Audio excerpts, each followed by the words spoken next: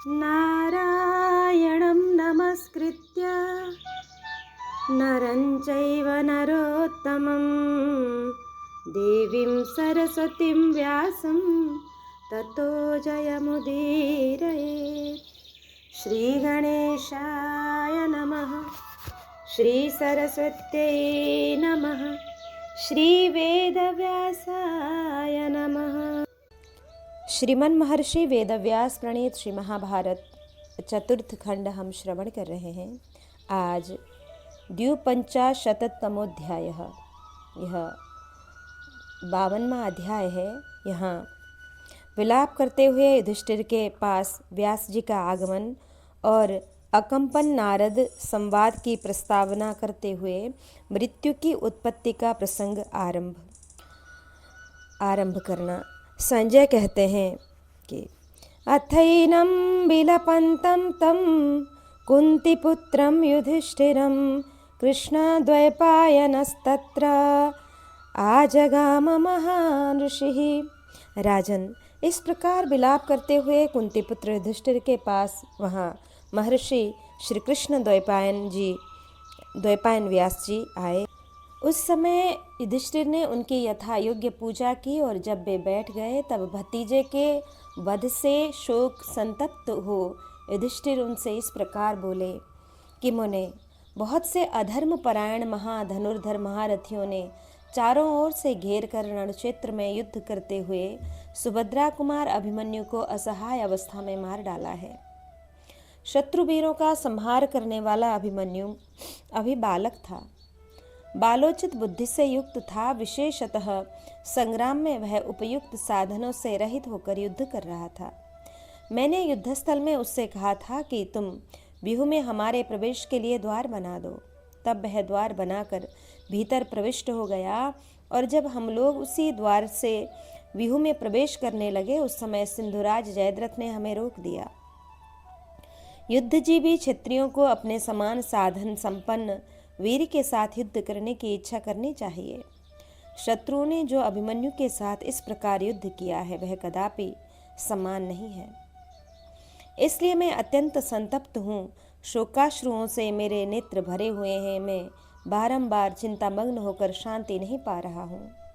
संजय कहते हैं, राजन, इस प्रकार शोक से व्याकुल चित्त होकर विलाप करते हुए राजा युधिष्ठिर से भगवान वेद व्यास ने इस प्रकार कहा कि युधिष्ठिर महाप्राज्ञ सर्वशास्त्र विशारद व्यासनेषु च मुह्यन्ति त्वादृशा भरतर्षभा। व्यास जी बोले, संपूर्ण शास्त्रों के विशेषज्ञ परम बुद्धिमान भरत कुलभूषण युधिष्ठिर, तुम्हारे जैसे पुरुष संकट के समय मोहित नहीं होते हैं। यह पुरुषोत्तम अभिमन्यु शूरवीर था। इसने रणक्षेत्र में अवालोचित पराक्रम करके बहुत से शत्रुओं को मारकर स्वर्गलोक की यात्रा की है। भरत नंदन युधिष्ठिर, यह विधाता का विधान है, इसका कोई भी उल्लंघन नहीं कर सकता। मृत्यु देवताओं, दानवों तथा गंधर्वों के भी प्राण हर लेती है। युधिष्ठिर बोले, मुने, ये महाबली भूपाल गण सेना के मध्य में मारे जाकर मृत नामक धारण करके पृथ्वी पर सो रहे हैं। मृत नाम धारण करके पृथ्वी पर सो रहे हैं। इनमें से कितने ही राजा 10,000 हाथियों के समान बलवान थे तथा कितनों के वेग और बल वायु समान थे। ये सब मनुष्य एक समान रूप वाले हैं जो दूसरे मनुष्यों द्वारा युद्ध में मार डाले गए हैं। इन प्राण शक्ति संपन्न वीरों का युद्ध में कहीं कोई वध करने वाला मुझे नहीं दिखाई देता था, क्योंकि ये सब के सब पराक्रम से संपन्न और तपोबल से संयुक्त थे, जिनके हृदय में सदा एक दूसरे को जीतने की अभिलाषा रहती थी। वे ही ये बुद्धिमान नरेश आयु समाप्त होने पर युद्ध में मारे जाकर धरती पर सो रहे हैं।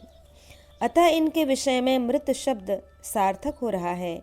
ये भयंकर पराक्रमी भूपाल प्रायः मर गए कहे जाते हैं। ये शूरवीर राजकुमार चेष्टा और अभिमान से रहित हो शत्रुओं के अधीन हो गए हैं। वे कुपित होकर बाणों की आग में कूद पड़े थे।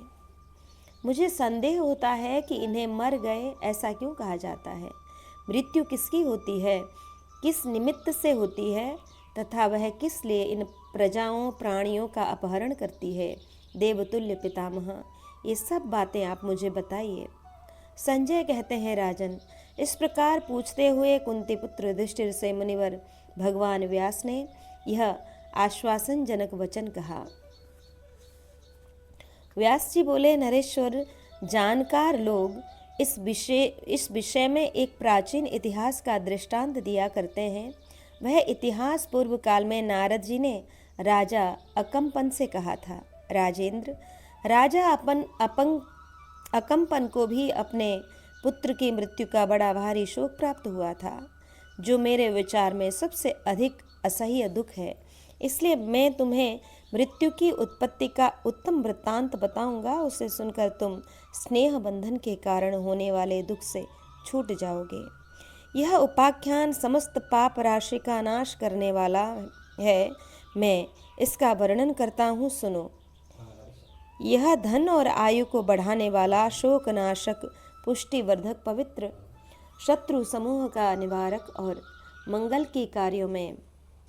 मंगलकारी कार्यों में सबसे अधिक मंगलकारक है। जैसे वेदों का स्वाध्याय पुण्यदायक होता है, उसी प्रकार यह उपाख्यान भी है। महाराज, दीर्घायु पुत्र, राजा और धन संपत्ति चाहने वाले श्रेष्ठ राजाओं को प्रतिदिन प्रातःकाल इस इतिहास का श्रवण करना चाहिए। तात, प्राचीन काल की बात है। सत्ययुग में अकम्पन नाम से प्रसिद्ध एक राजा थे। वे युद्ध में शत्रुओं के वश में पड़ गए।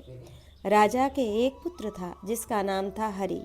वह बल में भगवान नारायण के समान था। वह अस्त्र विद्या में पारंगत, मेधावी, श्री संपन्न तथा युद्ध में इंद्र के तुल्य पराक्रमी था। वह रणक्षेत्र में शत्रुओं द्वारा घिर जाने पर शत्रु पक्ष के योद्धाओं और गजारोहियों पर बारंबार सहस्त्रों बाणों की वर्षा करने लगा। युधिष्ठिर, वह शत्रुओं को संताप देने वाला वीर राजकुमार संग्राम में दुष्कर पराक्रम दिखाकर अंत में शत्रुओं के हाथ से वहां सेना के बीच में मारा गया। राजा अकम्पन को बड़ा शोक हुआ। वे पुत्र का अंत्येष्टि संस्कार करके दिन रात उसी के शोक में मग्न रहने लगे। उनकी अंतरात्मा को थोड़ा सा भी सुख नहीं मिला। राजा अकम्पन को अपने पुत्र की मृत्यु से महान शोक हो रहा है, यह जानकर देवर्षि नारद उनके समीप आए। उस समय महाभाग राजा अकम्पन ने देवर्षि प्रवर नारद जी को आया देख उनकी यथायोग्य पूजा करके उनसे अपने पुत्र की मृत्यु का वृत्तांत कहा। राजा ने क्रमशः शत्रुओं की विजय और युद्धस्थल में अपने पुत्र के मारे जाने का सब समाचार उनसे ठीक ठीक कह सुनाया। वे बोले, देवर्षि, मेरा पुत्र इंद्र और विष्णु के समान तेजस्वी, पराक्रमी, महान पराक्रमी और बलवान था, परंतु युद्ध में बहुत से शत्रुओं ने मिलकर एक साथ पराक्रम करके उसे मार डाला है। भगवन, यह मृत्यु क्या है? इसका वीर्य बल और पौरुष कैसा है? बुद्धिमानों में श्रेष्ठ महर्षि में यह सब यथार्थ रूप से सुनना चाहता हूँ। नारद राजा की यह बात सुनकर वर देने में समर्थ एवं प्रभावशाली नारद जी ने यह पुत्र शोक विनाशक उत्तम उपाख्यान कहना आरंभ किया। नारद जी बोले, श्रीणु राजन महाबाहो आख्यानं बहुविस्तरं कथावृत्तं श्रुतं चैव मयापि वसुधाधिप। पृथ्वीपते, तुम्हारे पुत्र की मृत्यु जिस प्रकार घटित हुई है वह सब वृत्तांत मैंने भी यथार्थ रूप से सुन लिया है। महाबाहु नरेश, अब मैं तुम्हारे सामने एक बहुत विस्तृत कथा आरंभ करता हूँ, तुम ध्यान देकर सुनो।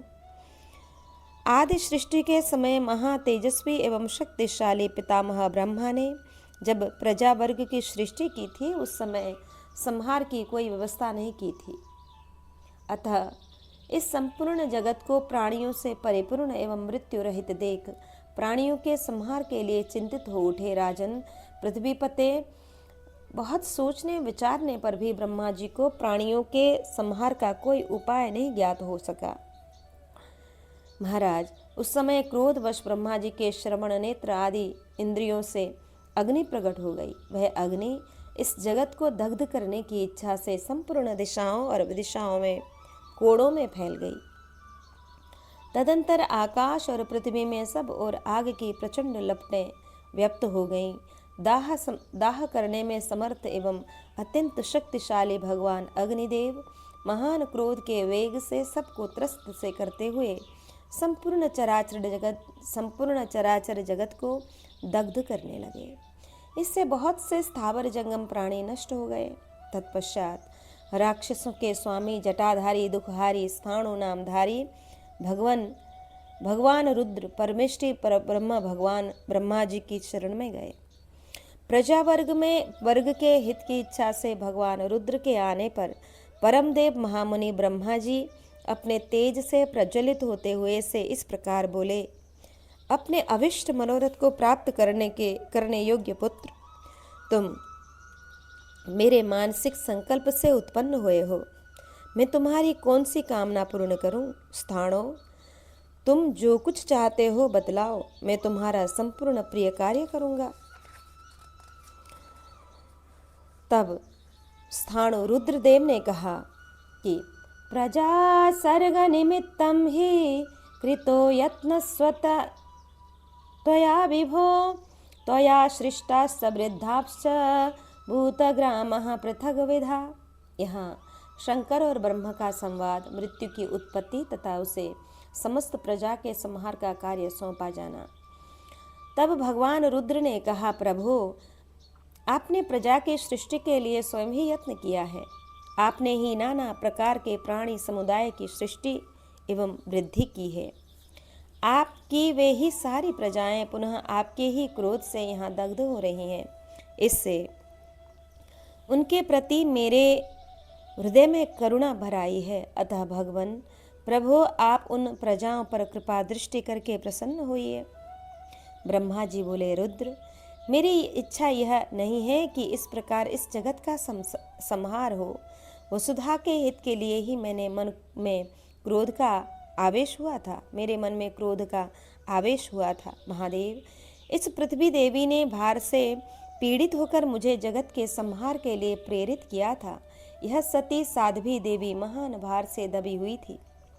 मैंने अनेक प्रकार से इस अनंत जगत के संहार के उपाय पर विचार किया, परंतु कोई मुझे उपाय सूझ न पड़ा। इसलिए मुझ में क्रोध का आवेश हो गया। रुद्र ने कहा कि वसुधा के स्वामी पितामह, आप रोष न कीजिए, जगत का संहार बंद करने के लिए प्रसन्न होइए। स्थावर जंगम प्राणियों का विनाश न कीजिए। भगवान, आपकी कृपा से यह जगत भूत, भविष्य और वर्तमान 3 रूपों में विभक्त हो जाए।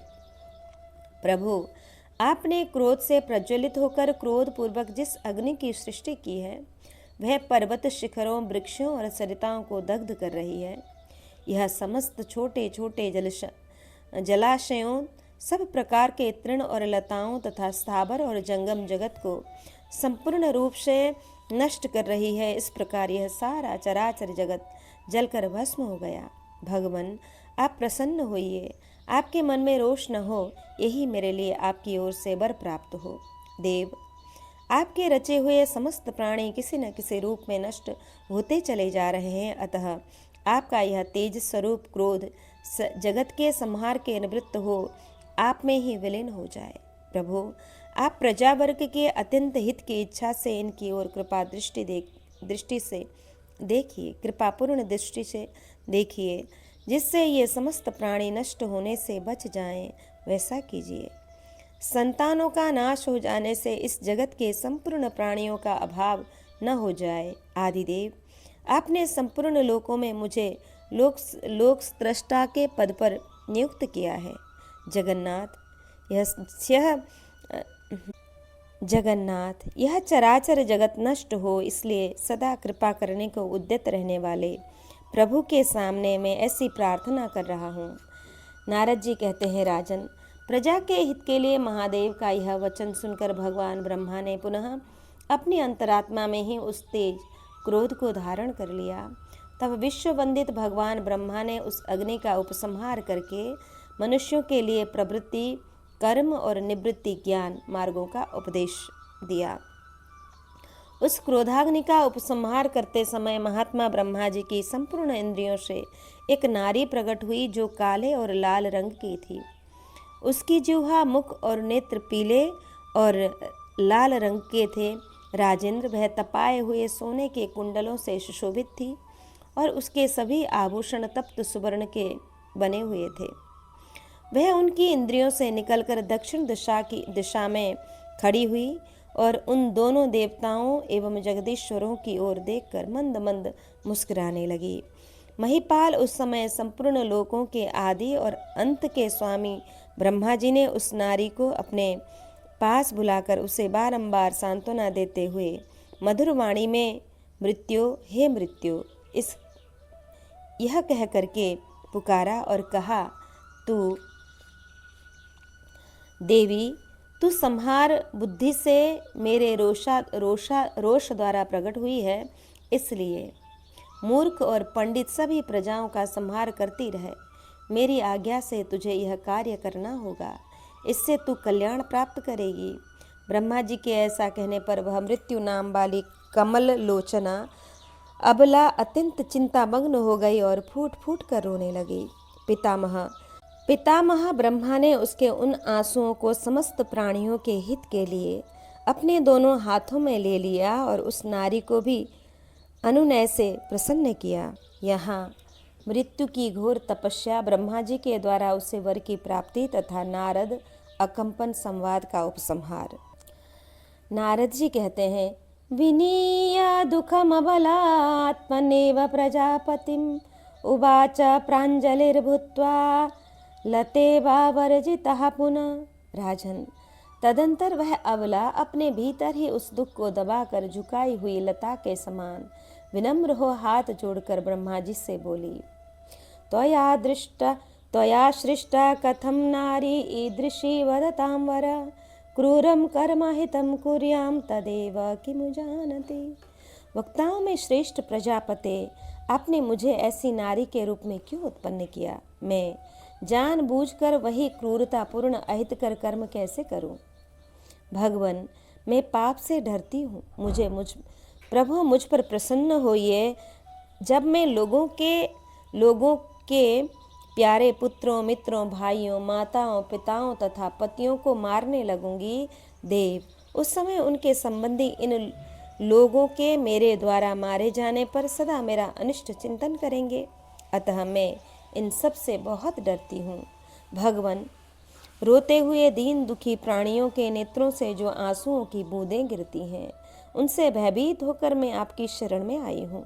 देव, श्रुश्रेष्ठ लोक पितामह, मैं शरीर और मस्तक को झुकाकर हाथ जोड़कर विनीत भाव से आपकी शरणागत होकर केवल इसी अभिलाषा की पूर्ति चाहती हूँ कि मुझे यमराज के भवन में न जाना पड़े। ब्रजेश्वर, मैं आपकी कृपा से तपस्या करना चाहती हूँ। देव, भगवान प्रभु, आप मुझे यही वर प्रदान करें। आपकी आज्ञा लेकर मैं उत्तम धेनुकाश्रम को चली जाऊंगी और वहाँ आपकी ही आराधना में तत्पर रहकर कठोर तपस्या करूंगी। देवेश्वर, मैं रोते बिलखते प्राणियों के प्यारे प्राणों का अपहरण नहीं कर सकूंगी। आप इस अधर्म से मुझे बचावें। ब्रह्मा जी ने कहा, मृत्यु, प्रजा के संहार के लिए ही मेरे द्वारा संकल्प पूर्वक तेरी सृष्टि की गई है। जा, तू सारी प्रजा का संहार कर। तेरे मन में कोई अन्यथा विचार नहीं होना चाहिए। यह बात इसी प्रकार होने वाली है, इसमें कभी कोई परिवर्तन नहीं हो सकता। तू लोक में निंदित न हो, मेरी आज्ञा का पालन कर। नारद जी कहते हैं कि राजन, भगवान ब्रह्मा जी के ऐसा कहने पर उन्हीं की ओर मुंह करके हाथ जोड़े खड़ी हुई वह नारी मन ही मन बहुत प्रसन्न हुई, परंतु उसने प्रजा के हित की कामना से संहार कार्य में मन नहीं लगाया। तब ब्रजेश्वरों के स्वामी भगवान ब्रह्मा चुप हो गए। फिर वे भगवान प्रजापति तुरंत अपने आप ही प्रसन्नता को प्राप्त हुए। देवेश्वर ब्रह्मा संपूर्ण लोकों की ओर देखकर मुस्कुराए। उन्होंने क्रोध शून्य होकर देखा, इसलिए वे सभी लोग पहले के समान हरे भरे हो गए। अब उन अपराजिता भगवान ब्रह्मा का रोष निवृत्त हो जाने पर वह कन्या भी उन परम बुद्धिमान देवेश्वर के निकट से अन्यत्र चली गई। राजेंद्र, उस समय प्रजा का संहार करने के विषय में कोई प्रतिज्ञा न करके मृत्यु वहां से हट गई और बड़ी उतावली के साथ धेनुकाश्रम में जा पहुंची। उसने वहां अत्यंत कठोर और उत्तम व्रत का पालन आरंभ किया। उस समय वह दयावश प्रजा वर्ग का हित करने की इच्छा से अपनी इंद्रियों को प्रिय विषयों से हटाकर 21 पद्य वर्षों तक एक पैर पर खड़ी रही। नरेश्वर, तदंतर पुनः अन्य 21 पद्म वर्षों तक वह एक पैर से खड़ी होकर तपस्या करती रही। तात इसके बाद 10,000 वर्ष पद्म वर्षों तक वह मृगों के साथ विचरती रही। फिर शीतल एवं निर्मल जल वाली पुण्यमयी नंदा नदी में जाकर उसके जल में उसने 8,000 वर्ष व्यतीत किए। इस प्रकार नंदा नदी में नियमों के पालन पूर्वक रहकर वह निष्पाप हो गई। तदंतर व्रत नियमों से संपन्न हो मृत्यु पहले पुण्यमयी कौशिकी नदी के तट पर गई और वहां वायु तथा जल का आहार करती हुई पुनः कठोर नियमों का पालन करने लगी। उस पवित्र कन्या ने पंचगंगा में तथा वेतस वन में बहुत सी भिन्न भिन्न तपस्याओं द्वारा अपने शरीर को अत्यंत दुर्बल कर दिया। इसके बाद वह गंगा जी के तट और प्रमुख तीर्थ महामेरु के शिखर पर जाकर प्राणायाम में तत्पर हो प्रस्तर मूर्ति की भांति निश्चिष्ट भाव से बैठी रही।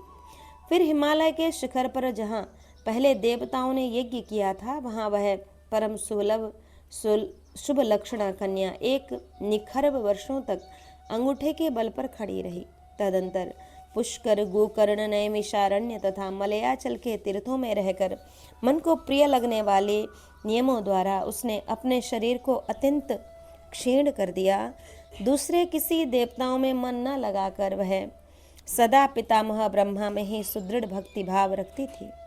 उस कन्या ने अपने धर्माचरण से पितामह को संतुष्ट कर लिया।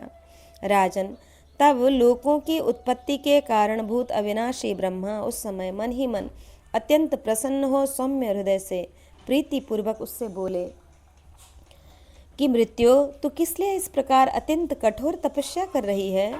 तब मृत्यु ने भगवान पितामह से फिर इस प्रकार कहा कि देव प्रभु सर्वेश्वर, मैं आपसे यही वर पाना चाहती हूँ कि मुझे रोती चिल्लाती हुई स्वस्थ प्रजाओं का वध न करना पड़े। महाभाग में अधर्म के भय से बहुत डरती हूँ, इसलिए तपस्या में लगी हुई हूँ। अविनाशी परमेश्वर, मुझ भयभीत अबला को अभय दान दीजिए। नाथ, मैं एक निरपराध नारी हूँ और आपके सामने आर्तभाव से याचना करती हूँ।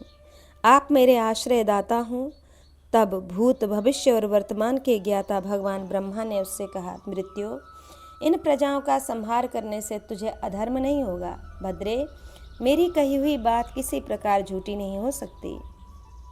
इसलिए कल्याणी, तू 4 श्रेणियों में विभाजित समस्त प्राणियों का संहार कर। सनातन धर्म तुझे सब प्रकार से पवित्र बनाए रखेगा। लोकपाल, यम तथा नाना प्रकार की व्याधियां तेरी सहायता करेंगी। मैं और संपूर्ण देवता तुझे पुनः वरदान देंगे, जिससे तू पाप मुक्त हो अपने निर्मल स्वरूप से विख्यात होगी। महाराज, उनके ऐसा कहने पर मृत्यु हाथ जोड़कर मस्तक झुकाकर भगवान ब्रह्मा को प्रसन्न करके उस समय पुनः यह वचन बोली कि प्रभु, यदि इस प्रकार यह कार्य मेरे बिना नहीं हो सकता तो आपकी आज्ञा शिरोधार्य कर ली है मैंने, परंतु इसके विषय में मैं आपसे जो कुछ कहती हूँ उससे ध्यान देकर सुनिए।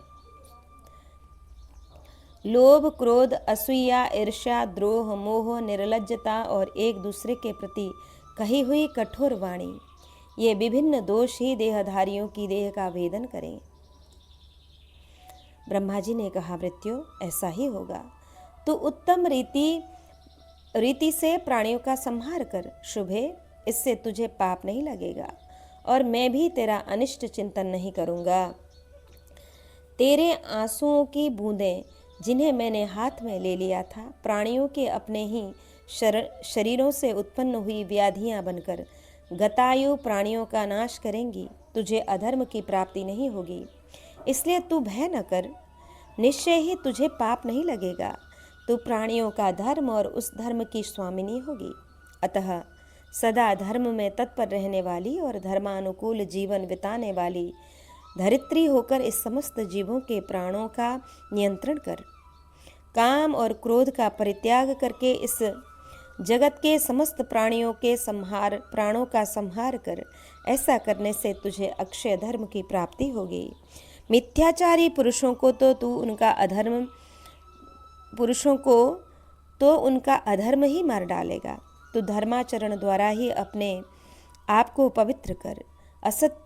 असत्य का आश्रय लेने से प्राणी स्वयं अपने आप को पाप पंक में डुबो लेंगे। इसलिए अपने मन में आए हुए काम और क्रोध का त्याग करके तू समस्त जीवों का संहार कर। नारद जी कहते हैं, राजन, वह मृत्यु नाम वाली नारी ब्रह्मा जी के उस उपदेश से और विशेषतः उनके श्राप के भय से भीत होकर उनसे बोली, बहुत अच्छा, आपकी आज्ञा स्वीकार है। वही मृत्यु अंत काल आने पर काम और क्रोध का परित्याग करके अनासक्त भाव से समस्त प्राणियों के प्राणों का अपहरण करती है। यही प्राणियों की मृत्यु है। इसी से व्याधियों की उत्पत्ति हुई है। व्याधि नाम है रोग का। जिससे प्राणी रुग्ण होता है उसका स्वास्थ्य भंग होता है। आयु समाप्त होने पर सभी प्राणियों की मृत्यु इसी प्रकार होती है। अतः राजन, तुम व्यर्थ शोक न करो। आयु के अंत में सारी इंद्रियां प्राणियों के साथ परलोक में जाकर स्थित होती हैं और पुनः उनके साथ ही इस लोक में लौट आती हैं। नृपश्रेष्ठ, इस प्रकार सभी प्राणी देवलोक में जाकर वहाँ वेद स्वरूप में स्थित होते हैं तथा वे कर्म देवता मनुष्यों की भांति भोगों की समाप्ति होने पर पुनः इस लोक में लौट आते हैं। भयंकर शब्द करने वाला महान भयशाली भयानक प्राणवायु प्राणियों के शरीरों का ही भेदन करता है, चेतन आत्मा का नहीं, क्योंकि वह सर्वव्यापी उग्र प्रभावशाली और अनंत तेज से संपन्न है। उसका कभी आवागमन नहीं होता। राज सिंह संपूर्ण देवता भी मर्त्य मरणाधर्म नाम से विभूषित हैं, इसलिए तुम अपने पुत्र के लिए शोक न करो। तुम्हारा पुत्र स्वर्ग लोक में जा पहुंचा है और नित्य रमणीय वीर लोकों में रहकर आनंद का अनुभव करता है। वह दुख का परित्याग करके पुण्यात्मा पुरुषों से जा मिला है। प्राणियों के लिए यह मृत्यु भगवान की ही दी हुई है, जो समय आने पर यथोचित रूप से प्रजाजनों का संहार करती है। प्रजा वर्ग के प्राण लेने वाली इस मृत्यु को स्वयं ब्रह्मा जी ने ही रचा है। सब प्राणी स्वयं ही अपने आप को मारते हैं। मृत्यु हाथ में डंडा लेकर इनका वध नहीं करती है। अतः धीर पुरुष मृत्यु को ब्रह्मा जी का रचा हुआ निश्चित विधान समझकर मरे हुए प्राणियों के लिए कभी शोक नहीं करते हैं। इस प्रकार ब्रह्मा जी की बनाई हुई सारी सृष्टि को ही मृत्यु के वशीभूत जानकर तुम अपने पुत्र के मर जाने से प्राप्त होने वाले शोक का शीघ्र परित्याग कर दो। व्यास जी कहते हैं, युधिष्ठिर, नारद जी की कही हुई यह अर्थ भरी बात सुनकर राजा अकंपन अपने मित्र नारद से इस प्रकार बोले कि भगवान मुनिश्रेष्ठ, आपके मुख से यह इतिहास सुनकर मेरा शोक दूर हो गया। मैं प्रसन्न और कृतार्थ हो गया हूँ और आपके चरणों में प्रणाम करता हूँ। राजा अकंपन के इस प्रकार कहने पर ऋषियों में श्रेष्ठतम अमितात्मा देवर्षि नारद शीघ्र ही नंदनवन को चले गए। जो इस इतिहास को सदा सुनता और सुनाता है उसके लिए यह पुण्य, यश, स्वर्ग, धन तथा आयु प्रदान करने वाला है। युधिष्ठिर, इस समय महारथी महापराक्रमी राजा अकंपन इस उत्तम अर्थ को प्रकाशित करने वाले वृत्तांत को सुनकर तथा क्षत्रिय धर्म एवं शूरवीरों की परम गति के विषय में जानकर यथा समय स्वर्गलोक को प्राप्त हुए। महाधनुर्धर अभिमन्यु पूर्व जन्म में चंद्रमा का पुत्र था। वह महारथी वीर समरांगण में समस्त धनुर्धनों के सामने शत्रुओं का वध करके खड्ग, शक्ति, गदा और धनुष द्वारा सम्मुख युद्ध करता हुआ मारा गया है तथा दुख रहित हो पुनः चंद्रलोक में ही चला गया है। अतः पांडुनंदन, तुम भाइयों सहित उत्तम धैर्य धारण करके प्रमाद छोड़कर भली भांति कवच आदि से सुसज्जित हो पुनः शीघ्र ही युद्ध के लिए तैयार हो जाओ। यहाँ षोडश राज की योपाख्यान का आरंभ नारद जी की कृपा से राजा सृंजय को पुत्र की प्राप्ति, दस्युओं द्वारा उसका वध तथा पुत्र शोक संतप्त संजय को नारद जी का मरुत का चरित्र सुनाना। संजय कहते हैं, श्रुत्वा मृत्यु समुत्पत्तिं कर्मण्यनुपमानि च धर्मराजः पुनर्वाक्यं प्रसाद्यैनथ नमथा ब्रवीत। राजन, मृत्यु की उत्पत्ति और उसके अनुपम कर्म सुनकर धर्मराज युधिष्ठिर ने पुनः व्यास जी को प्रणाम और प्रसन्न करके उनसे यह बात कही कि ब्राह्मण, इंद्र के समान पराक्रमी श्रेष्ठ पुण्यकर्मा निष्पाप तथा सत्यवादी राजर्षिगण अपने योग्य उत्तम स्थान लोक में निवास करते हैं। अतः आप पुनः उन प्राचीन राजर्षियों के सत्कर्मों का बोध कराने वाले अपने यथार्थ वचनों द्वारा मेरा सौभाग्य बढ़ाइए और मुझे आश्वासन दीजिए। पूर्व काल के किन किन महामनस्वी पुण्यात्मा राजाओं ने यज्ञों में कितनी कितनी दक्षिणाएं दी थी, यह सब आप मुझे बताइए। व्यास जी ने कहा, राजन, राजा शैब्य के सृंजय नाम से प्रसिद्ध एक पुत्र था। उसके पर्वत और नारद ये दो ऋषि मित्र थे। एक दिन वे दोनों महर्षि सृंजय से मिलने के लिए उनके घर पधारे। उसने विधिपूर्वक उनकी पूजा की और वे दोनों वहाँ सुखपूर्वक रहने लगे। एक समय उन दोनों ऋषियों के साथ राजा सृंजय सुखपूर्वक बैठे थे। उसी समय पवित्र मुस्कान वाली परम सुंदरी सृंजय की कुमारी पुत्री वहाँ आई। आकर उसने राजा को प्रणाम किया। राजा ने उसके अनुरूप अविष्ट आशीर्वाद देकर अपने पार्श्व भाग में खड़ी हुई उस कन्या का विधिपूर्वक अभिनंदन किया। तब महर्षि पर्वत ने उस कन्या की ओर देखकर हंसते हुए से कहा, राजन, यह समस्त शुभ लक्षणों से सम्मानित चंचल कटाक्ष वाली कन्या किसकी पुत्री है? अहो, यह सूर्य की प्रभा है या अग्निदेव की शिखा अथवा श्री ह्रीम कीर्ति धृति पुष्टि सिद्धि या चंद्रमा की प्रभा है? इस प्रकार पूछते हुए देवर्षि पर्वत से राजा सृंजय ने कहा, भगवान, यह मेरी कन्या है जो मुझसे वर प्राप्त करना चाहती है। इसी समय नारद जी राजा से बोले, नरेश्वर, यदि तुम परम कल्याण प्राप्त करना चाहते हो तो अपनी इस कन्या को धर्मपत्नी बनाने के लिए मुझे दे दो। तब सृंजय ने अत्यंत प्रसन्न होकर नारद जी से कहा, दे दूंगा। यह सुनकर पर्वत अत्यंत कुपित हो नारद जी से बोले, ब्राह्मण, मैंने मन ही मन पहले ही जिसका वर्ण कर लिया था उसी का तुमने वर्ण किया है। अतः तुमने मेरी मनोनीत पत्नी को वर लिया है, इसलिए अब तुम इच्छा अनुसार स्वर्ग में नहीं जा सकते। उनके ऐसा कहने पर नारद जी ने उसे यह उत्तर दिया, मन से संकल्प करके, वाणी द्वारा प्रतिज्ञा करके, बुद्धि के द्वारा पूर्ण निश्चय के साथ, परस्पर संभाषण पूर्वक तथा संकल्प का जल हाथ में लेकर जो कन्यादान किया जाता है, वर के द्वारा जो कन्या का पाणी ग्रहण होता है और वैदिक मंत्र के पाठ से किए जाते हैं, यही विधि विधान कन्या परिग्रह के साधन रूप से प्रसिद्ध है। परंतु इनमें से इतने से ही पाणी ग्रहण की पूर्णता का निश्चय नहीं होता है, उसकी पूर्ण निष्ठा तो सप्तपदी ही मानी गई है। अतः इस कन्या के ऊपर पति रूप से तुम्हारा अधिकार नहीं हुआ है। ऐसी अवस्था में भी तुमने मुझे शाप दे दिया है, इसलिए तुम भी मेरे बिना स्वर्ग नहीं जा सकोगे। इस प्रकार एक दूसरे को शाप देकर वे दोनों उस समय वहीं ठहर गए। इधर राजा सृंजय ने पुत्र की इच्छा से पवित्र हो पूरी शक्ति लगाकर बड़े यत्न से भोजन पीने योग्य पदार्थ तथा वस्त्र आदि देकर ब्राह्मणों की आराधना की। एक दिन राजा पर प्रसन्न होकर उन्हें पुत्र देने की इच्छा वाले सभी श्रेष्ठ ब्राह्मण जो तपस्या और स्वाध्याय में संलग्न रहने वाले तथा वेद वेदांगों के पारंगत विद्वान थे, एक साथ नारद जी से बोले, देवर्षि, आप इन राजा सृंजय को अभिष्ट पुत्र प्रदान कीजिए। ब्राह्मणों के ऐसा कहने पर नारद जी ने तथास्तु कहकर उनका अनुरोध स्वीकार कर लिया। फिर वे सृंजय से इस प्रकार बोले, राजर्षि, ये ब्राह्मण लोग प्रसन्न होकर तुम्हारे लिए अभिष्ट पुत्र प्राप्त करना चाहते हैं। तुम्हारा कल्याण हो।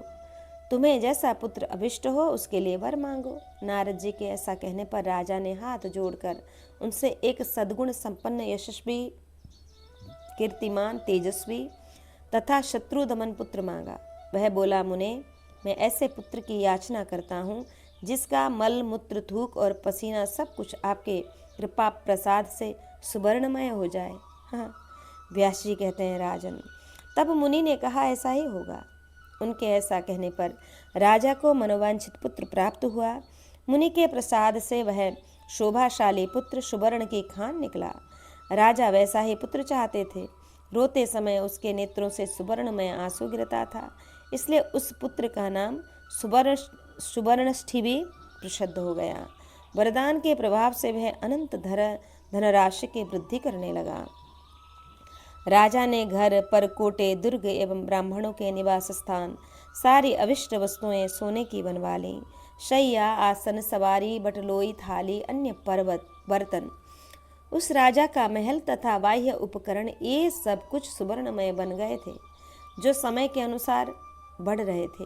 तदंतर लुटेरों ने राजा के वैभव की बात सुनकर तथा उन्हें वैसा ही संपन्न देखकर संगठित हो उनके यहाँ लूटपाट आरंभ कर दी। उन डाकुओं में से कोई कोई इस प्रकार बोले कि हम सब लोग स्वयं इस राजा के पुत्र को अधिकार में कर लें, क्योंकि वही इस सुवर्ण की खान है, अतः हम उसी को पकड़ने का यत्न करें। तब उन लोभी लुटेरों ने राजमहल में प्रवेश करके राजकुमार सुवर्णष्ठिवी को बलपूर्वक हर लिया। योग्य उपाय को न जानने वाले उन विवेक शून्य डाकुओं ने उसे वन में ले जाकर मार डाला और उसके शरीर के टुकड़े टुकड़े करके देखा, परंतु उन्हें थोड़ा सा भी धन नहीं दिखाई दिया। उसके प्राण शून्य होते ही वह वरदायक वैभव नष्ट हो गया। उस समय वे विचार शून्य एवं मूर्ख एवं दुराचारी दस्यु भूमंडल के उस अद्भुत और असंभव कुमार का वध करके परस्पर एक दूसरे को मारने लगे। इस प्रकार मार पीट करके वे भी नष्ट हो गए और भयंकर नरक में पड़ गए। मुनि के वर से प्राप्त हुए उस पुत्र को मारा गया देख वे महात्मा नरेश अत्यंत दुख से आतुर हो नाना प्रकार से करुणाजनक विलाप करने लगे। पुत्र शोक से पीड़ित हुए राजा सृंजय विलाप कर रहे हैं। यह सुनकर देवर्षि नारद उनके समीप दिखाई दिए। युधिष्ठिर दुख से पीड़ित हो अचेत होकर विलाप करते हुए राजा सृंजय के निकट आकर नारद जी ने जो कुछ कहा था वह सुनो। नारद जी बोले कि राजन, महाराज शोक का त्याग करो। बुद्धिमान नरेश, व्याकुलता छोड़ दो। जनेश्वर, कोई कितना ही शोक क्यों न करे या दुख से मूर्छित क्यों न हो जाए, इससे मरा हुआ मनुष्य जीवित नहीं हो सकता। नृपश्रेष्ठ, मोह त्याग दो। तुम्हारे जैसे पुरुष मोहित नहीं होते हैं। महाराज, धैर्य धारण करो। मैं तुम्हें ज्ञान में बढ़ा चढ़ा मानता हूँ। सृंजय, जिसके घर में ये हम जैसे ब्रह्मवादी मुनि निवास करते हैं, वह तुम भी यहाँ एक दिन भोगों से अतृप्त रहकर ही मर जाओगे।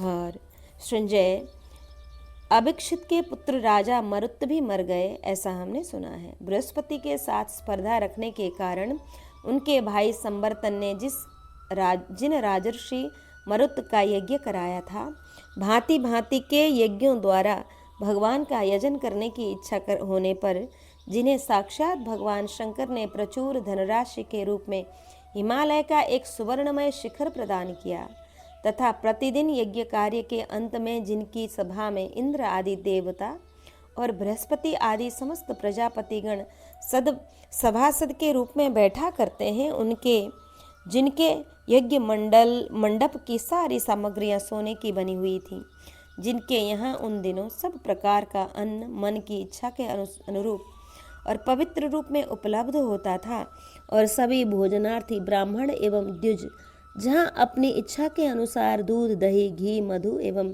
सुंदर भक्ष्य भोज्य पदार्थ भोजन करते थे, जिनके संपूर्ण यज्ञों में प्रसन्नता से भरे हुए वेदों के पारंगत विद्वान ब्राह्मणों को अपनी रुचि के अनुसार वस्त्र एवं आभूषण प्राप्त होते थे, जिन अभिक्षित कुमार राजर्षि मरुत के घर में मरुदगण रसोई परोसने का काम करते थे और विश्वदेवगण सभासद थे, जिन पराक्रमी नरेश के राज्य में उत्तम वृष्टि के कारण खेती की उपज बहुत होती थी, जिन्होंने उत्तम विधि से समर्पित किए हुए हविष्यों द्वारा देवताओं को तृप्त किया था, जो ब्रह्मचर्य पालन और वेद पाठ आदि सत्कर्मों द्वारा तथा सब प्रकार के दानों से संतुष्ट करते थे, तथा जिन्होंने इच्छा अनुसार ब्राह्मणों को शैया, आसन, सवारी और दुस्त्य स्वर्ण राशि आदि वह सारा अपरिमित धन दान कर दिया था। देवराज इंद्र, जिनका सदा शुभ चिंतन करते थे,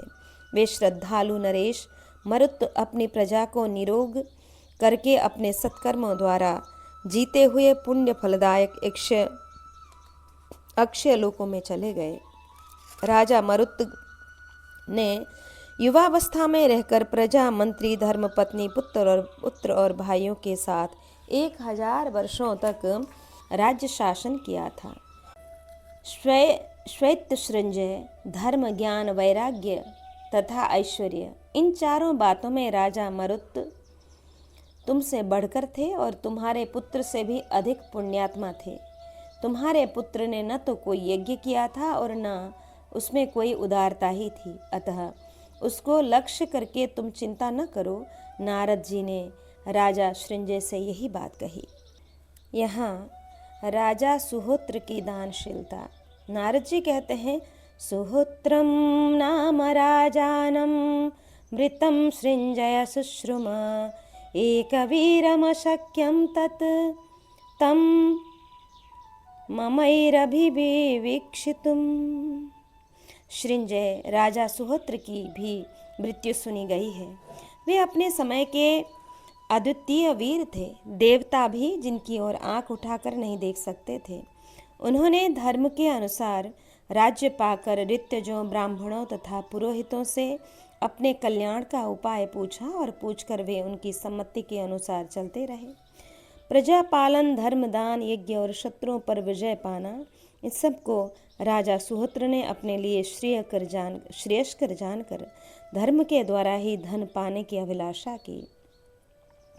धर्मेण राधयन् देवान् बाणैः शत्रुञ्जयंस्तथा सर्वाण्यपि च भूतानि स्वर्णरैरम्यरञ्जयत्। उन्होंने इस पृथ्वी को म्लेच्छों तथा तस्करों से रहित करके उसका उपभोग किया और धर्माचरण द्वारा देवताओं की आराधना तथा बाणों द्वारा शत्रुओं पर विजय करते हुए अपने गुणों से समस्त प्राणियों का मनोरंजन किया था। उनके लिए मेघ ने अनेक वर्षों तक सुवर्ण की वर्षा की थी। राजा सुहोत्र की राज्य में पहले स्वच्छंद गति से बहने वाले स्वर्ण रस से भरी हुई सरिताएं सुवर्णमय ग्राहों, कैकड़ों, मत्स्यों तथा नाना प्रकार के बहुसंख्यक जल जंतुओं को अपने भीतर बहाया करती थीं। मेघ अविष्ट वस्तुओं की तथा नाना प्रकार के रजत और असंख्य सुवर्ण की वर्षा करते थे। उनके राज्य में एक एक कोस की लंबी चौड़ी बावलियां थीं। उनमें सहस्त्रों नाटे, कुबड़े, ग्राह, मगर और कछुए रहते थे, जिनके शरीर सुवर्ण के बने हुए थे। उन्हें देखकर राजा को उन दिनों बड़ा विस्मय होता था। राजर्षि सुहोत्र ने कुरुजांगल देश में यज्ञ किया और उस विशाल यज्ञ में अपनी अनंत सुवर्ण राशि ब्राह्मणों को बांट दी। उन्होंने 1000 अश्वमेध और राजसूय तथा बहुत सी श्रेष्ठ दक्षिणा वाले अनेक पुण्यमय क्षत्रिय यज्ञों का अनुष्ठान किया था। राजा ने नित्य नैमित्तिक तथा काम्य यज्ञों के निरंतर अनुष्ठान से मनोवांछित गति प्राप्त कर ली। श्वेत सृंजय, वे सभी तुमसे धर्म, ज्ञान, वैराग्य और ऐश्वर्य, इन चारों कल्याणकारी विषयों में बहुत बढ़े चढ़े थे।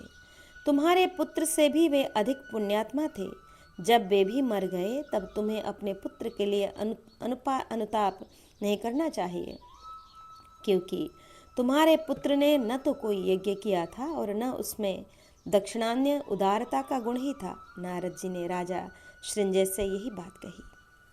नारद जी कहते हैं, राजानं पौरवं वीरं मृतं सृंजय शुश्रुम सहस्रम य सहस्राणाम श्वेतानश्वानवासृजत्। सृंजय, हमने वीर राजा पौरव की भी मृत्यु हुई सुनी है, जिन्होंने 10 लाख श्वेत घोड़ों का दान किया था। उन राजर्षि के अश्वमेध यज्ञ में देश देश से आए हुए शिक्षा, शास्त्र, अक्षर, विभिन्न देशों की लिपि और यज्ञ विधि के ज्ञाता विद्वानों की गिनती नहीं थी। वेद विद्या के अध्ययन का व्रत पूर्ण करने के स्नातक बने हुए उदार और प्रियदर्शन पंडित जन राजा से उत्तम अन्न, वस्त्र, गृह, सुंदर शैया, आसन और भोजन पाते थे। नित्य उद्योगशील एवं खेल कूद करने वाले नट नर्तक और गंधर्वगण कुक्कुट की सी आकृति वाले आरती के प्यालों से अपनी कला दिखाकर उक्त विद्वानों का मनोरंजन एवं हर्षवर्धन करते रहते थे। राजा पौरव प्रत्येक यज्ञ में यथा समय प्रचुर दक्षिणा बांटते थे। उन्होंने स्वर्ण की सी कांति वाले 10,000 मत वाले हाथी, ध्वजा और पताकाओं सहित सुवर्णमय बहुत से रथ तथा 1,00,000 स्वर्णभूषित कन्याओं का दान किया था। वे कन्याएं रथ, अश्व एवं हाथियों पर आरूढ़ थीं। उनके साथ ही उन्होंने 100 घर, क्षेत्र और गौएं प्रदान की थी। राजा ने सुवर्णमाला मंडित विशाल काय, 1 करोड़ गाय, बैलों और उनके सहस्रों अनुचरों को दक्षिणा के रूप में दान किया था। सोने के सींग, चांदी के खुर और कांसे के दुग्ध पात्र वाली बहुत सी बछड़े सहित गौएं तथा दास, दासी, गधे, ऊंट एवं बकरी और भेड़ आदि भारी संख्या में दान किए थे। उस विशाल यज्ञ में नाना प्रकार के रत्नों तथा भांति भांति के अन्नों के समस्त पर्वत समान ढेर उन्होंने दक्षिणा के रूप में दिए।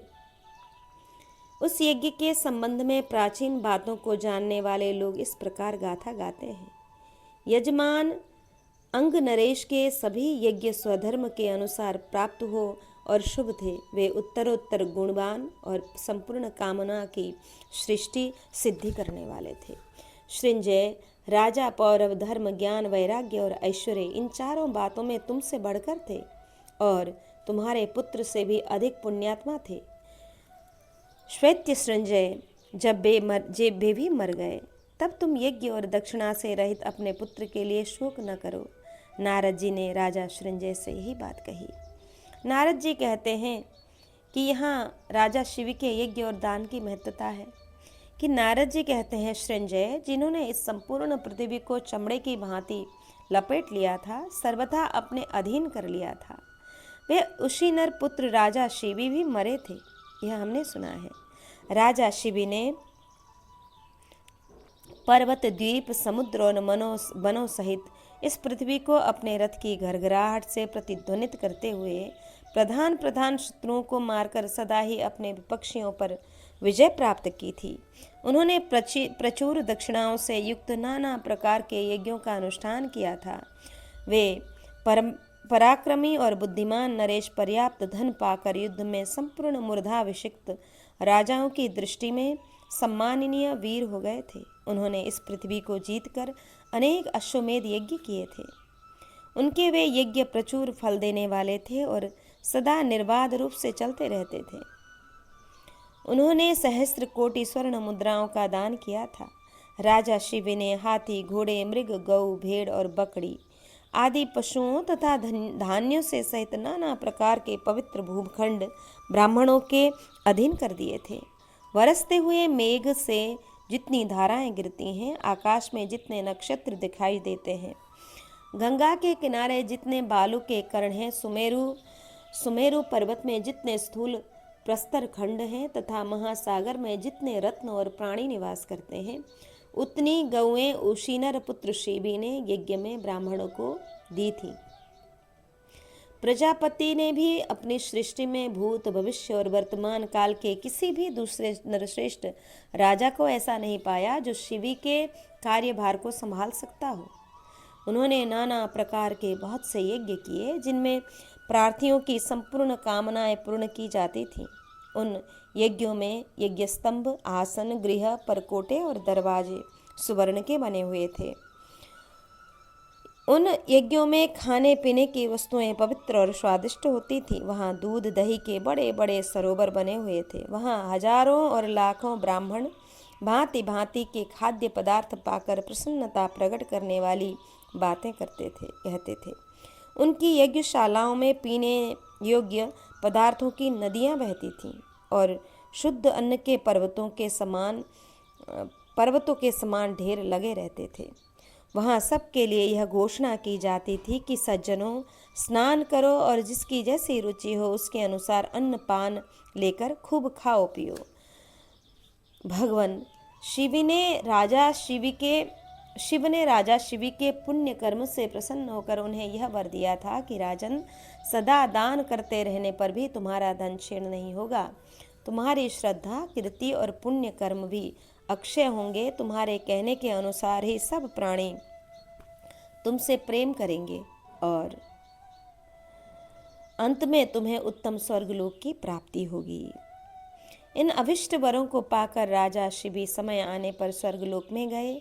श्रृंजय, वे तुम्हारी अपेक्षा पूर्वोक्त चारों बातों में बहुत बढ़े चढ़े थे।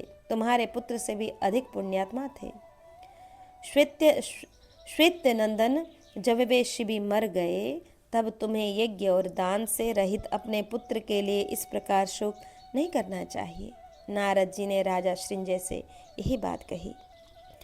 नारद जी कहते हैं, रामं दासरथिं चैव मृतं श्रृंजय शुश्रुमा यं प्रजान्वमोदन्त पिता पुत्रानि वौरसान्। यहाँ भगवान श्री राम जी का चरित्र है। नारद जी कहते हैं, श्रृंजय, दशरथ नंदन भगवान श्री राम भी यहाँ से परम धाम को चले गए थे, यह मेरे सुनने में आया है। उनके राज्य में सारी प्रजा निरंतर आनंदमग्न रहती थी। जैसे पिता अपने औरस पुत्रों का पालन करता है, उसी प्रकार वे समस्त प्रजा का स्नेह पूर्वक संरक्षण करते थे। वे अत्यंत तेजस्वी थे और उनमें असंख्य गुण विद्यमान थे। अपनी मर्यादा से कभी च्युत न होने वाले लक्ष्मण के बड़े भाई श्री राम ने पिता की आज्ञा से 14 वर्षों तक अपनी पत्नी सीता और भाई लक्ष्मण के साथ वन में निवास किया था। नरश्रेष्ठ, श्री रामचंद्र जी ने जनस्थान में तपस्वी मुनियों की रक्षा के लिए 14,000 राक्षसों का वध किया था। वहीं रहते समय लक्ष्मण सहित श्री राम को मोह में डालकर रावण नामक राक्षस ने उनकी पत्नी विदेह नंदिनी सीता को हर लिया। अपनी मनोरमा पत्नी के राक्षस द्वारा हर लिए जाने पर इसका समाचार जटायु के मुख से सुनकर श्री रामचंद्र जी आतुर एवं शोक संतप्त हो वानर राज सुग्रीव के पास गए। सुग्रीव से मिलकर श्री राम ने उनके साथ मित्रता की और महाबली वानरों को साथ ले महासागर में पुल बांधकर समुद्र को पार किया। वहां पुलस्त्य वंशी राक्षसों को उनके सुहृदों और बंधु बांधवों सहित मारकर श्री राम ने अपने प्रधान अपराधी अत्यंत घोर मायावी लोक संकट पुलस्त्य नंदन रावण को, जो दूसरों के द्वारा कभी जीता नहीं गया था, कुपित होकर समरभूमि में मार डाला। उसी तरह जैसे पूर्व काल में भगवान शंकर ने अंधकासुर को मारा था, जो देवताओं और असुरों के लिए भी अवध्य था, देवताओं और ब्राह्मणों के लिए कंटक रूप उस पुलस्त्यवंशी रावण का रण क्षेत्र में महाबाहु श्री रामचंद्र जी ने उसके दल बल सहित संहार कर डाला। इस प्रकार वहां युद्धस्थल में अपने बैरी रावण का वध करके वे धर्म पत्नी सीता से मिले। तत्पश्चात धर्मात्मा विभीषण को उन्होंने लंका का राजा बना दिया। तदंतर वीर श्री रामचंद्र जी अपनी पत्नी तथा वानर सेना के साथ शोभाशाली पुष्पक विमान के द्वारा अयोध्या में आए। राजन, अयोध्या में प्रवेश करके महायशस्वी श्री राम वहाँ माताओं, मित्रों, मंत्रियों, ऋतजों तथा पुरोहितों की सेवा में सदैव संलग्न रहने लगे। फिर मंत्रियों ने उनका राज्याभिषेक कर दिया।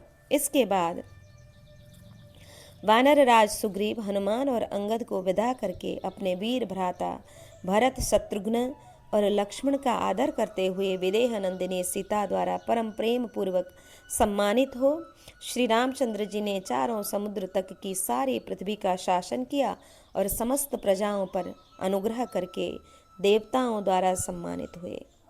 देवर्षि गणों से सेवित श्री राम ने विधि पूर्वक राज्य पाकर अपनी कीर्ति से संपूर्ण जगत को व्याप्त कर दिया और समस्त प्राणियों पर अनुग्रह करते हुए वे धर्म पूर्वक प्रजा का पालन करने लगे।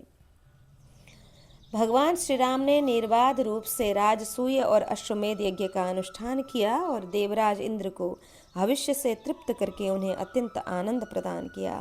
राजा राम ने नाना प्रकार के दूसरे दूसरे यज्ञ भी किए थे जो अनेक गुणों से संपन्न थे। दशरथ नंदन श्री राम अपने महान तेज के कारण संपूर्ण प्राणियों से बढ़कर शोभा पाते थे। श्री राम के राज्य शासन करते समय ऋषि, देवता और मनुष्य सभी एक साथ इस पृथ्वी पर निवास करते थे। उस समय उनके राज्य शासन काल में प्राणियों के प्राण, अपान और समान आदि प्राण वायु का क्षय नहीं होता था। इस नियम में कोई हेरफेर नहीं था। यज्ञों अथवा अग्निहोत्र गृहों में सब और अग्निदेव प्रज्वलित होते रहते थे। उन दिनों किसी प्रकार का अनर्थ नहीं होता था। सारी प्रजा दीर्घायु होती थी। किसी युवक की मृत्यु नहीं हुआ करती थी। चारों वेदों के स्वाध्याय से प्रसन्न हुए देवता तथा पितृगण नाना प्रकार के हव्य और कव्य प्राप्त करते थे। सब और इष्ट यज्ञ यागादि और पूर्त, पापी, कूप, तड़ाग और वृक्षारोपण आदि का अनुष्ठान होता रहता था। श्री रामचंद्र जी के राज्य में किसी भी देश में डांस और मच्छरों का भय नहीं था। सांप और बिच्छू नष्ट हो गए थे। जल में पड़ने पर भी किसी प्राणी की मृत्यु नहीं होती थी। चिता की अग्नि ने किसी भी मनुष्य को असमय में नहीं जलाया था। किसी की अकाल मृत्यु नहीं हुई थी। उन दिनों लोग अधर्म में रुचि रखने वाले लोभी और मूर्ख नहीं होते थे। उस समय सभी वर्ण के लोग अपने लिए शास्त्र विहित यज्ञ यागादि कर्मों का अनुष्ठान करते थे। जनस्थान में राक्षसों ने जो पितरों और देवताओं की पूजा अर्चा नष्ट कर दी थी, उसे भगवान श्री राम ने राक्षसों को मारकर पुनः प्रचलित किया और पितरों को श्राद्ध का तथा देवताओं को यज्ञ का भाग दिया। श्री राम के राज्यकाल में एक एक मनुष्य के हजार हजार पुत्र होते थे और उनकी आयु भी एक एक सहस्त्र वर्षों की होती थी। बड़ों को अपने छोटों का श्राद्ध नहीं करना पड़ता था। श्री राम के राज्य में कहीं भी चोर, नाना प्रकार के रोग और भांति भांति के उपद्रव नहीं थे। दुर्भिक्ष, व्याधि और अनावृष्टि का भय भी कहीं नहीं था। सारा जगत अत्यंत सुख से संपन्न और प्रसन्न ही दिखाई देता था। इस प्रकार श्री राम के राज्य करते समय सब लोग बहुत खुशी और सुखी थे। भगवान श्री राम की श्याम सुंदर छवि, तरुण अवस्था और कुछ कुछ अरुणाई लिए बड़ी बड़ी आंखें थीं। उनकी चाल मतवाले हाथी जैसी थी। भुजाएं सुंदर और घुटनों तक लंबी थीं। कंधे सिंह के समान थे। उनमें महान बल था। उनकी कांति समस्त प्राणियों के मन को मोह ले वाली थी। उन्होंने 11,000 वर्षों तक राज्य किया था। श्री रामचंद्र जी के राज्य शासन काल में समस्त प्रजाओं में राम राम राम यही चर्चा होती थी। श्री राम के कारण सारा जगत ही राममय हो रहा था।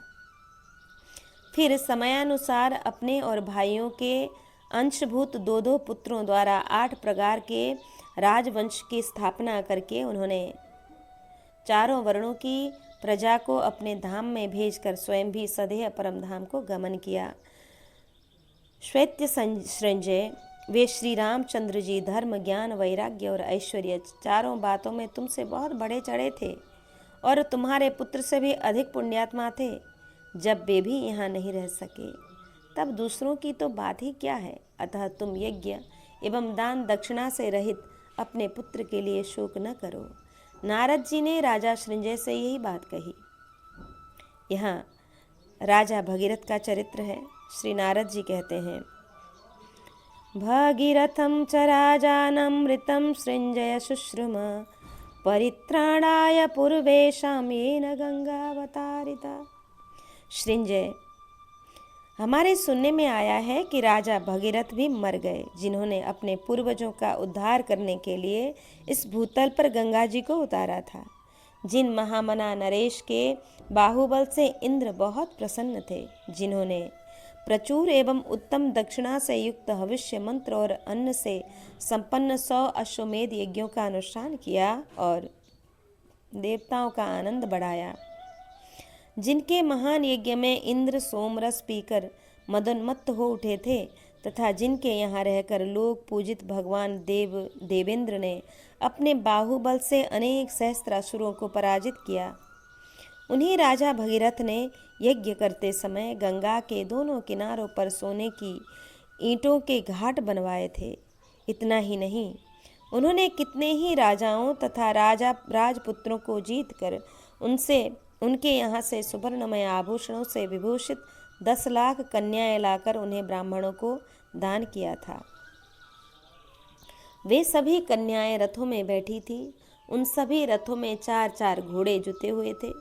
प्रत्येक रथ के पीछे सोने के हारों से अलंकृत 100-100 हाथी चलते थे। एक एक हाथी के पीछे 1000-1000 घोड़े जा रहे थे और एक एक घोड़े के साथ 100-100 गौएं एवं गौओं के पीछे भेड़ और बकरियों के झुंड चलते थे। राजा भगीरथ गंगा के तट पर भूयसी प्रचुर दक्षिणा देते हुए निवास करते थे। अतः उनके संकल्प कालिक जल प्रवाह से आक्रांत होकर गंगा देवी मानो अत्यंत व्यथित हो उठी और समीपवर्ती राजा के अंग में आ बैठी। इस प्रकार भगीरथ की पुत्री होने से गंगा जी भागीरथी कहलाईं और उनके ऊपर उरु पर बैठने के कारण उर्वशी नाम से प्रसिद्ध हुईं। राजा के पुत्री भाव को प्राप्त होकर उनका नरक से त्राण करने के कारण वे उस समय पुत्र भाव को भी प्राप्त हुई थी। सूर्य के समान तेजस्वी और मधुभाषी गांधर्वों ने प्रसन्न होकर देवताओं, पितरों और मनुष्यों के सुनते हुए यह गाथा गाई थी। यज्ञ करते समय भूयसी दक्षिणा देने वाले इक्ष्वाकुवंशी ऐश्वर्यशाली राजा भगीरथ को समुद्रगामिनी गंगा देवी ने अपना पिता मान लिया था। इंद्र आदि संपूर्ण देवताओं ने उनके यज्ञों को सुशोभित किया था। उसमें प्राप्त हुए भविष्य को भलीभांति ग्रहण करके उसके विघ्नों को शांत करते हुए उसे निर्बाध रूप से पूर्ण किया था। जिस जिस ब्राह्मण ने जहाँ जहाँ अपने मन को प्रिय लगने वाली जिस जिस वस्तु को पाना चाहा, जितेंद्रिय राजा ने वहीं वहीं प्रसन्नता पूर्वक वह वस्तु से तत्काल समर्पित की। उनके पास जो भी प्रिय धन था वह ब्राह्मण के लिए अदेय नहीं था। राजा भगीरथ ब्राह्मणों की कृपा से ब्रह्मलोक को प्राप्त हुए। शत्रुओं की दशा और आशा का हनन करने वाले सृंजय राजा भगीरथ ने यज्ञों में प्रधान ज्ञान यज्ञ और स्वाध्याय ध्यान यज्ञ को ग्रहण किया था। इसलिए किरणों का पान करने वाले महर्षिगण भी उस ब्रह्मलोक में जितेंद्रिय राजा भगीरथ के निकट जाकर उसी स्थान पर रहने की इच्छा करते थे। श्वेत्य संजय, वे भगीरथ उपयुक्त चारों बातों में तुमसे बढ़ चढ़कर थे, बहुत बढ़कर थे। तुम्हारे पुत्र की अपेक्षा उनका बहुत पुण्य अधिक था। जब वे भी जीवित न रह सके तब दूसरों की तो बात ही क्या है। अतः तुम यज्ञानुष्ठान और दान दक्षिणा से रहित अपने पुत्र के लिए शोक न करो। नारद जी ने राजा सृंजय से यही बात कही। इस प्रकार श्री महाभारत द्रोण पर्व के अंतर्गत अभिमन्यु वध पर्व में षोडश राजकीयोपाख्यान विषय के 60वां अध्याय पूर्ण हुआ। आज के पारायण को श्री ठाकुर जी के चरण कमल में अर्पित कर हम यहाँ विश्राम लेंगे। श्री कृष्ण गोविंद हरे मुरारे, हे नाथ नारायण वासुदेव, अनंत वैकुंठ मुकुंद कृष्ण, गोविंद दामोदर माधवे।